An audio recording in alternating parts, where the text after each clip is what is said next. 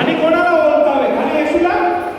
To know God and to and Jesus Christ. Eternal life is knowing God and Jesus Christ. प्रभू येशूला ओळखणार.